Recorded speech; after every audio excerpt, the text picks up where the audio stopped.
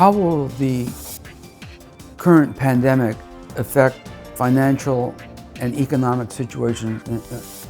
It doesn't have any effect upon what was already in the planning. There will be digital currencies, cryptocurrencies. Yes, there'll be sovereign currencies. The US dollar, cash and coin will go away. There will still be a sovereign US dollar. You just won't be able to hold it in your hands. There will be a digital currency.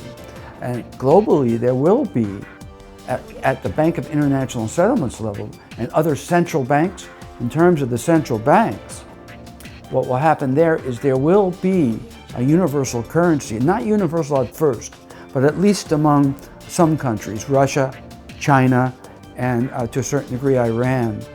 A digital currency, cryptocurrency that will be backed by real stuff, not just electrons and air. It'll be backed by a combination of gold and some other strong currencies. So there actually will be some physical stuff behind the new global cryptocurrency. But that's going to take a while. However, the pandemic has no effect upon what was already in the planning, which was that, digital currencies, which is a banker's dream, of course, because every single financial transaction will be tracked. No matter whether you buy a candy bar or buy a new house, every transaction will be transparent and taxable. There'll be no more underground economy, because underground economies depend upon cash, $100 bills. That will be gone. But that's already in the planning and already on the near-term horizon. So the pandemic has no effect upon that. On global trade, that's why I'm saying this global economic collapse that we perceived years ago, is a result of global trade just stopping for a year and a half or more.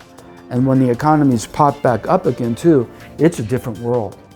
Go through those DVDs and learn remote viewing. Folks, usually look for water, food, of course, which is essential.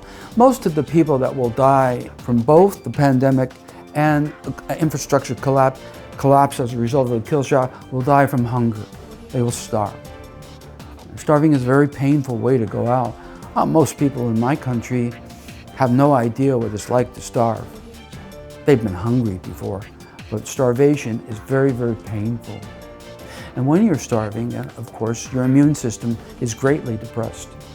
And that adds to the trajectory of lethality in terms of a virus. You need to learn this now, folks. Many of you already have. And I know you're in the forums. We talk about advanced projects, and I instruct there. But for those of you who are not remote viewers, you still have time, particularly now. You're home. If you don't have children, there's lots of things you could do. Read a good book, poetry, whatever, but you could learn remote viewing. Now you have access to everything. Look at whatever you want. NASA knows that a couple of the solar flares that have happened over the last 8 years to a decade, if they were Earth-facing, would have taken down power grids, and the last one, as NASA said, would have taken us back to the Stone Age. NASA said that. What NASA and others have been doing is trying to convince states and the federal government to protect the power grid. What does that mean? Well, what it means is having transformers in place so that when a transformer blows, you can get another transformer in place. That's going to take a minimum, even if we had those transformers in place, which were made in China, it would take 6 months to replace a transformer. But you figure on 2 years. In other words, no power for 2 years unless you're off the grid. And you're not going to be able to get out of your city, guys. The zombie apocalypse exercise that sealed off cities. You can't go in and you can't go out via road, rail, or air. That was a practice for exactly this type of thing. You're not going to be able to leave your city officially. So we're right there at the beginning of martial law. But the cities are going to see it first. It's almost too late for you guys in the cities until this pandemic runs its course. And by that time, many of you will be dead. That's what we saw as remote viewers years ago, and now we're here.